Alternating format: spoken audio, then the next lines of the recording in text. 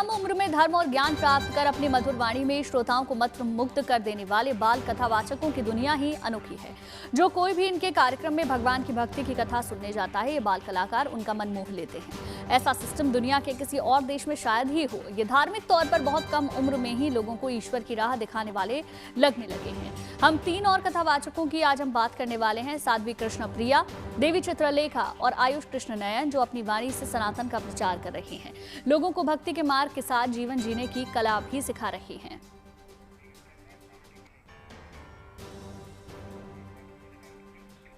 सबसे पहले बात कृष्णा किशोरी व्यास की, जो महज 7 साल की उम्र में श्रीमद् भागवत कथा सुना रही हैं। जिस उम्र में बच्चे खेलकूद में व्यस्त रहते हैं और खिलौनों से खेलते हैं, फास्ट फूड और चॉकलेट्स का स्वाद चखते हैं, लेकिन राजस्थान के फतेहपुर शेखावाटी की एक नन्ही बच्ची इस उम्र में भक्ति और आध्यात्म की ऐसी मिसाल पेश कर रही है कि बड़े बड़े संत भी हैरान हैं।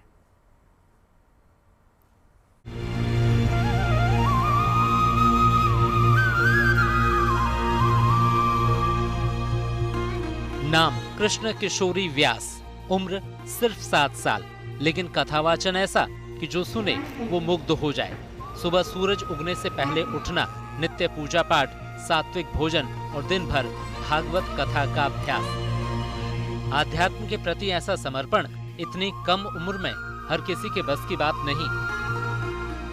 लक्ष्मण बाबा की मेहर के अनुसार, बाबा की मेहर बहुत से लोगों पे है, और मैं छोटी बच्ची जो 7 साल की कृष्णा किशोरी जी हैं, उनको सबसे पहले बहुत बहुत बधाई दूंगा कि इस उम्र में, जिस उम्र में बच्चे के खेलने कूदने की, स्कूल जाने की उम्र होती है, उस उम्र के अंदर इस ज्ञानपीठ में बैठ के भागवत कथा वाचन करेगी, ये एक बहुत बड़े सौभाग्य की बात है। मैं मेरे स्मरण के अनुसार कह सकता हूँ कि हमारे शेखावटी बेल्ट का, मैं तो राजस्थान में सबसे कम उम्र से बच्ची है, और हमारा सौभाग्य है कि हमारे फतेहपुर शहर से ये बच्ची, हमारे महेश जी की जो कृष्णा किशोरी जी हैं, वो पूरा भागवत कथा यहाँ से वाचन करेगी। जिस उम्र में बच्चों को कार्टून देखना और खेलकूद भाता है, उस उम्र में कृष्णा किशोरी श्रीमद् भागवत कथा करती हैं, जिसे सुनने के लिए हजारों की संख्या में लोग फतेहपुर शेखावटी में जुटे। कृष्ण किशोरी जिस मासूमियत के साथ कथा का मर्म समझाती हैं, वो लोगों को मंत्रमुग्ध कर देता है। कलश यात्रा में जो कथा का स्थल था वो छोटा पड़ गया, तो आप सब सोच लीजिए कि ये दिव्य और भव्य कथा कितनी ज़्यादा मनमोहक और शानदार होने वाली है। 7 वर्ष की आयु में जब कृष्णा किशोरी जी हजारों लोगों के सामने भागवत कथा का वाचन करेगी, तो सभी पितृजी महाराज सभी प्रसन्न होकर सभी को आशीर्वाद देंगे। कृष्ण किशोरी ने पहली बार मई 2024 में कथा सुनाई थी। तब उनकी उम्र थी महज 6 साल। इसके बाद रसूलपुर, सीकर, गुलियाना समेत 8 स्थानों पर नानी बाई मायरो कथा वाचन कर चुकी हैं। अब वो पहली बार श्रीमद् भागवत कथा के व्यास पीठ पर विराजमान हैं। सभी को राधे राधे। आज कलश यात्रा में सभी मातृशक्तियों का, सभी फतेहपुर वासियों का अपार स्नेह मिला, उसके लिए सभी को धन्यवाद। ये जो कथा हो रही है, ये पितरों के तर्पण हेतु हो रही है, और परम पूज्य संत शिरोमणि श्री रत्तीनाथ जी महाराज की पावन स्मृति में हो रही है। तो श्राद्धों में भागवत का बड़ा महत्व होता है। पितरों के सारे कार्य श्राद्ध में ही होते हैं, इसलिए सभी लोग ये भागवत कथा जरूर सुनें। राधे राधे। जाहिर है, खेलने कूदने की उम्र में लोगों को कथा सुनाना, वो भी इस अंदाज में, लोगों को ये बात हैरान तो करती है, लेकिन श्रद्धालु इसे भगवान की कृपा और आशीर्वाद मानते हैं। 7 साल की बच्ची जो एक स्कूल जाने की उम्र के अंदर भागवत कथा कर रही है। बड़े वंशियों, हमने बहुत से नेताओं को देखा है, बहुत से बड़े बड़े ज्ञानियों को देखा है, जो मंच पे उनके पांव थरथराते हैं, लेकिन इस बच्ची को देखते ऐसा लगता है इसके ऊपर ईश्वर की बहुत बड़ी कृपा। अब ये आशीर्वाद ही तो है कि रविवार से शुरू हुई 7 दिन की श्रीमद् भागवत कथा से पहले जब भव्य कलश यात्रा निकाली गई, तो ऐसा जन समूह उमड़ा कि मानो पूरा शहर ही सड़कों पर उमड़ आया हो। सैकड़ों महिलाएं कलश सिर पर रखकर भजन कीर्तन करते हुए इस भव्य यात्रा में शामिल हुई। रथों पर सवार संतों और 7 साल की कृष्ण किशोरी का जगह जगह फूल बरसाकर स्वागत किया गया। कथा आयोजन को खास बनाने के लिए 108 विद्वान पंडित मूल भागवत पाठ करेंगे। पितृ तर्पण और सात्विक कार्यक्रमों के बीच कृष्ण किशोरी व्यास कथा का रसपान कराएंगी। 7 साल की उम्र में श्रीमद् भागवत कथा का अमृतपान कराना सचमुच अद्भुत है। श्रद्धा, भक्ति और संस्कृति से जुड़ा ये जज्बा बेहद खास और अनूठा है। Rakesh Gurjar, Fatehpur Shekhawati, good news today. और अब बात साध्वी कृष्ण प्रिया की, जो महज 4 साल की उम्र में ही धार्मिक कथाएं सुनने लगी थी और 7 वर्ष की उम्र में प्रवचन करने लगी। 11 वर्ष की उम्र में वो मोटिवेशनल स्पीकर हो गई। ना जाने कितने लोगों की जीवन से निराशा को वो खत्म कर चुकी है। यही नहीं, लोगों का मार्गदर्शन भी करती हैं।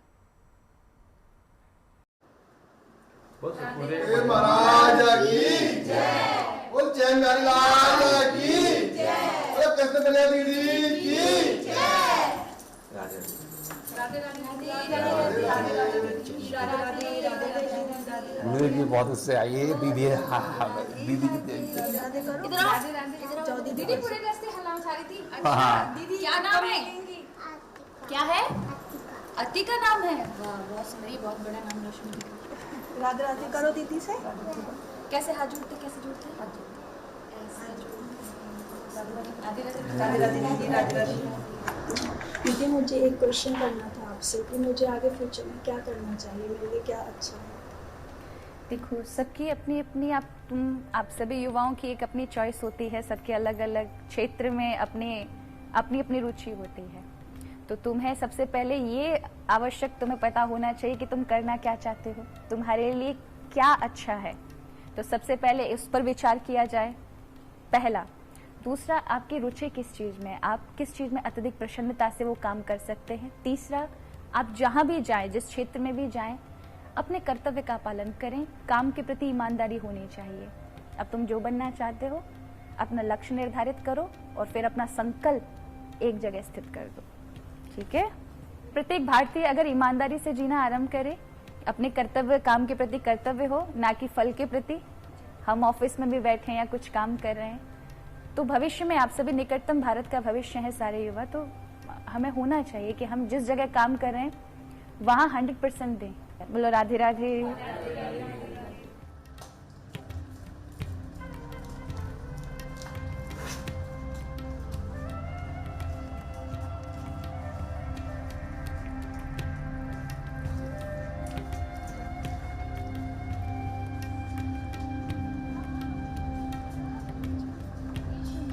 गणेश सुरेशो जाहि निरंतर धावे, जाहि अनादि अनंत अखंड अछेद अवेद सुवेद बतावे। नारद से सुख व्यास रटे, पछहारी तो पुनि पार न पावे। ताहि अहीर की छोरियां, छछियावर छाछ पे नाच नचावे। ये रशखान जी का लिखा हुआ है भगवान का वर्णन। जिस प्रकार से अनंत ब्रह्मांड भगवान के विषय में नहीं जानते, उन्हीं परमात्मा को यहाँ की ब्रज की गोपिकाओं ने अपने छाछ पर नाच नचा दिया। तो यहाँ के भक्त, यहाँ के ब्रजवासी कितने बड़े महान हैं, जिन्हें स्वयं भगवान, जो भगवान पूरे त्रिलोकी को अपने केवल एक उंगली से चलाते, उन्हीं परमात्मा को अपनी उंगली पर जिन्होंने नचाया है, वो है ब्रजवासी। मीठे रस से भरे ओड़ी राधा रानी लागे, महारानी लागे। भने मीठो मीठो यमुना जीरो पानी लागे।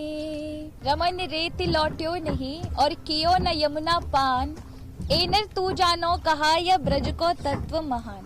बोलो राधा रानी की, जमुना मैया की, ब्रज धाम की। 7 वर्ष की आयु में अचानक से मेरे जीवन में भगवत भक्ति का प्रवेश हुआ और मुझे लगता है कि उसी समय से खुद व खुद, जब आपको खुद पता नहीं होता, एक 7 वर्ष के बालक को नहीं पता होता कि उसका जीवन का निर्णय उसे क्या करना है, लेकिन मुझे 7 वर्ष की आयु में ये पक्का पता था कि मुझे इस क्षेत्र में ही अब यही मेरा जीवन है और यही सब कुछ करना है। मुझे भगवत भक्ति की राह पर ही चलना है, अध्यात्म में चलना है। तो उसकी शुरुआत सिंगस्त कुंभ उज्जैन से हुई। जब मेरी अवस्था 7 वर्ष की थी, 2004 का समय था और एक संत के दिशा निर्देश में, एक संत के उस पर उन्होंने मुझे व्यासपीठ पर बिठाया और कहा कि आपको प्रवचन करने हैं और वो पहली कथा थी जब मैंने कथा कही, और उसके बाद फिर मेरे अध्यात्म का जो एक यात्रा थी वो आरंभ हो गई। कुछ जगह संतों ने मुझे हृदय से लगाया है, बैठकर माता जैसा प्रेम भी दिया है, और आप जानते हैं कि कई विरोधी भी होते हैं, तो मुझे कोई फ़र्क नहीं पड़ता, क्योंकि प्रभु ने मुझे जिस राह के लिए बनाया है उन्होंने खुद चुनाव किया है मेरा। मुझे आज तक बोझ नहीं लगा, बल्कि मैं उन कामों की ओर कभी, मुझे मेरे जो शिष्यगण होते हैं या आप कह लीजिए जो मुझसे प्रेम करते हैं, वो मुझे सोचते हैं कि दीदी को कोई ऐसी जगह घुमा कर लेकर आते हैं जहाँ हम आनंद लेने जाते हैं। तो मुझे कई बार वो ऊटी ले गए, कई बार शिमला लेकर गए, पर मेरा मन एकदम बोझिल हो जाता है उस जगह पर जा कर के, और मुझे अच्छा नहीं लगता। लेकिन मैं घंटों भगवत कथा में बिता सकती हूँ, तीर्थ क्षेत्रों में बिता सकती हूँ, लोगों को प्रवचन देने में बिता सकती हूँ, जहाँ मुझे एक आंतरिक सुख की अनुभूति होती है, और सेवा कार्य करने में मुझे आनंद प्राप्त होता है। अगर मैं जितने ज़्यादा लोगों की मदद कर पाऊँ, मुझे इससे बढ़कर के और कोई खुशी नहीं मिलती। तो मुझे लगता है कि ये मेरे खुद का अपना आंतरिक आनंद है।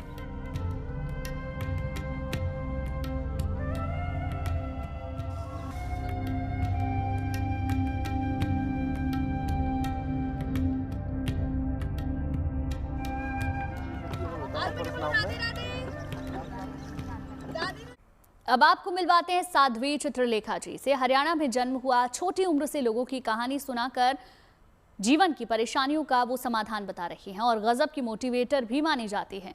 यही नहीं, साध्वी चित्रलेखा गौसेवा के लिए भी वचनबद्ध हैं। हरि दर्शन की प्यासी अखियाँ, हरि दर्शन की प्यासी।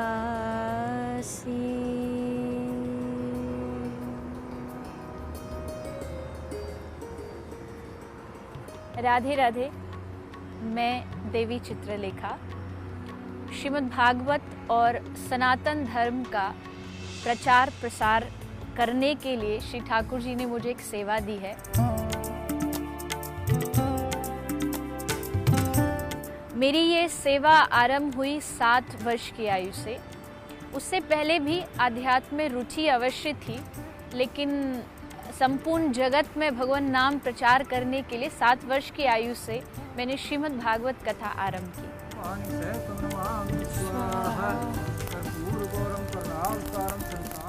वो महाराज जी प्रवचन कर रहे थे, हम पीछे बैठे थे, ज़्यादा जानते भी नहीं थे।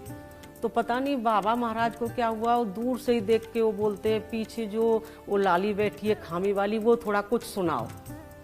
अब वो तो बच्ची थी, लेकिन उससे ज़्यादा मेरे को डर लग गया, ये क्या सुनाएगी। तो फिर उन्होंने माइक भेज दिया पीछे। तो उस टाइम जो महाराज जी ने बोला था उसमें से उसने कम से कम 15-20 मिनट बोला, और उस टाइम उन बाबा को, मेरे को नहीं पता था ये बोल सकेंगी का अच्छे से। फिर उन महाराज जी को लगा कि ये तो कुछ तो है जो इतना जल्दी इसने इतना।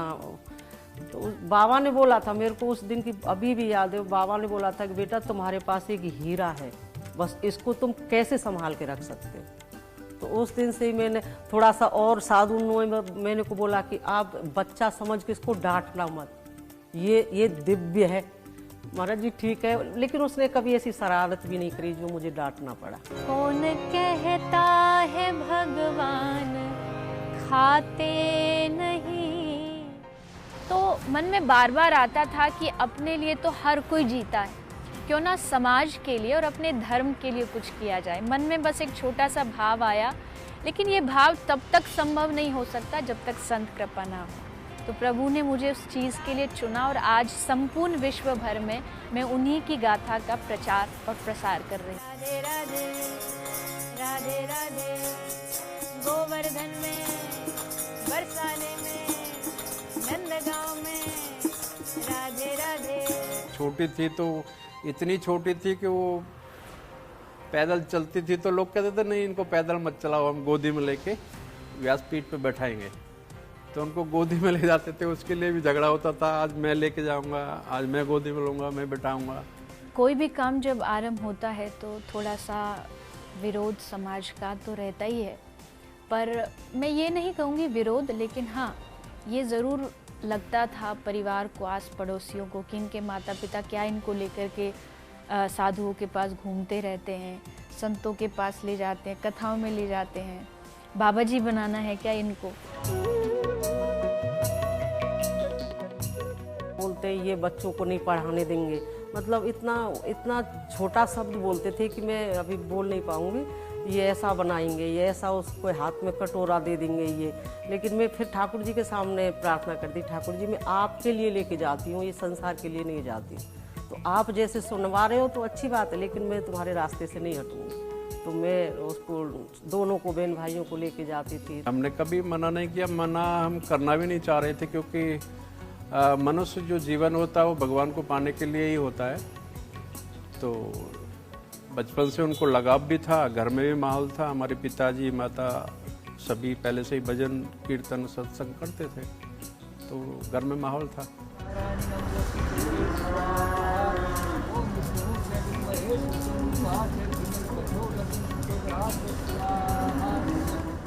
लगभग 10-15 वर्ष पहले एक लड़की व्यासपीठ पर बैठ कर के कथा करे, ये एक बहुत नई चीज़ थी। उसमें भी एक 7 वर्ष का बच्चा अगर कथा कर रहा है तो लोगों को वो एक तरह का जादू लगता था, मेला लगता था। तो जैसे कथाओं के माध्यम से अलग अलग देश में, अलग अलग शहरों में मुझे जाने का अवसर मिला, तो लगा कि क्यों ना कुछ ऐसा किया जाए जो बीमार पशुओं के लिए थोड़ी मदद हो सके, उनका इलाज हो सके। अगर उनको कहीं पाँव कट गया है या उनको फ्रैक्चर हो गया है या उनको कोई बीमारी है तो उसका एक प्रॉपर हॉस्पिटल अभी तक कहीं नहीं। तो ये भाव मन में आया और एक ही गाय से हमने इस पूरे अस्पताल की शुरुआत की और आज यहाँ हज़ारों का ऑपरेशन हो चुका है और हज़ारों का यहाँ पर इलाज हुआ है, ट्रीटमेंट हुई है। और अभी भी लगभग यहाँ 400-500 गाय हमेशा एडमिट रहती है और गाय के अलावा भी जितने भी पशु पक्षी हैं सब यहाँ आते हैं और सबका यहाँ पर प्रॉपर ट्रीटमेंट किया जाता है। आईसीयू वार्ड है, एम्बुलेंसेज है, डॉक्टर्स हैं, सर्जन्स हैं, सारी व्यवस्था यहाँ पर गौमाता के लिए प्रोवाइड की जाती है। और अब बात आयुष कृष्ण नयन की। श्रीमद् भागवत कथा का पाठ करते हैं। उन्होंने कम उम्र में ही वृंदावन से भागवत कथा का अध्ययन किया और 9 वर्ष की आयु में उन्होंने पहली कथा सुनाई। वो अपनी कथा वाचन शैली के लिए जाने जाते हैं। वेदावानस्य महिमा अधोज्यायागश्च पूर्णः पादोऽस्य विश्वभूतानि त्रिपादस्यामृतन्निमे त्रिपादोऽर्थमुदयपुरुषः पादोऽस्येह भवात् पुनः ततो विश्वं यद्गामत् साचनानशने अभि तस्मात् विराजजायत विराजो अधिपूरुषः स जातो अत्यरिच्यत पश्चात् भूमिमतो पुरः। व्यक्ति जब आध्यात्म की ओर बढ़ता है तो वो कहीं न कहीं भगवत कृपा ही हो सकती है। तो भगवान ने कुछ ऐसे संयोग बनाए जिससे भगवत भक्ति की ओर, भगवान की ओर बचपन से ही मन जुड़ता चला गया। फिर हमारे दादाजी हैं, उनका काफ़ी सहयोग प्राप्त हुआ, तो उनके सानिध्य में रह करके और फिर इच्छा हुई इस ओर आने की, भगवान की ओर आने की। और फिर धीरे धीरे भगवान, जैसे कहते हैं कि व्यक्ति अगर एक कदम भगवान की ओर चलता है तो भगवान कई कदम और उसकी ओर बढ़ा लेते हैं। तो उसी भाव से हमने थोड़ा प्रयास किया, तो उस प्रयास के फल से भगवान ने ऐसी कृपा की कि मन और ज़्यादा भगवान में लगता चला गया। और फिर वृंदावन गए, वहाँ पर भागवत जी का अध्ययन किया, भागवत जी की पढ़ाई की और उसके पश्चात आज श्रीमद् भागवत की कथाएं अनेक स्थानों पर हो रही हैं, अनेक जगह हम लोग जाते हैं और भगवान की इस कथा गंगा का प्रचार प्रसार करते हैं।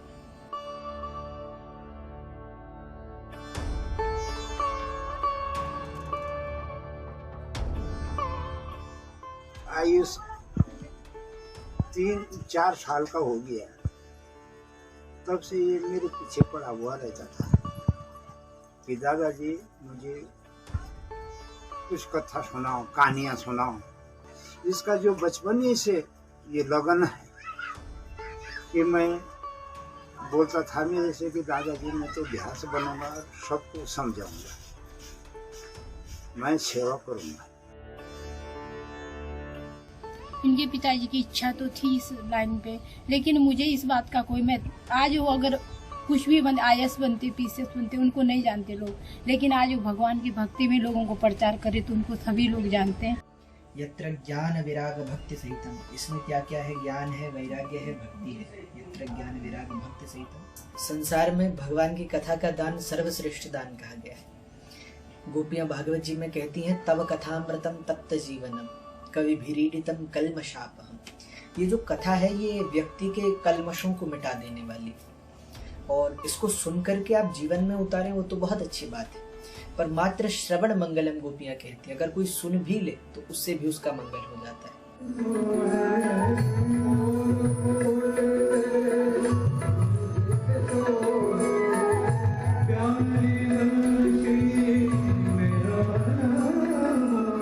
उनका इसी तरफ रुझान था। मैं तो चाहता था कि किसी और दिशा में मुड़े, टीचर या डॉक्टर या इस टाइप में कुछ बने, और इनका और चीज़ों में भी बढ़िया वो था। लेकिन क्या हुआ कि इनका पहले से ही रुझान था कि मुझे आध्यात्म में ही, भगवान कृष्ण से प्रेम कहते हैं जिसे, कि वही करना है।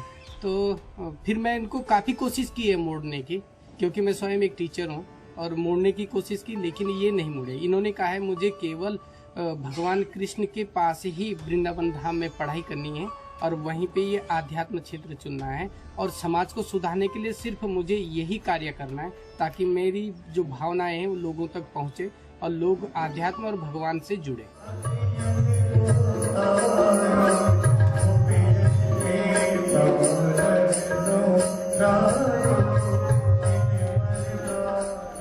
सत्संग का जीवन में बहुत बड़ा प्रभाव है। आप जैसा संग करते हैं जीवन का वैसा व्यक्तित्व आपका ढलता चला जाता है। तो हमने बचपन में दादाजी का सत्संग किया, दादाजी के साथ रहे, और उनके द्वारा भगवान के बाल चरित्रों को, भगवान की कथाओं को सुना।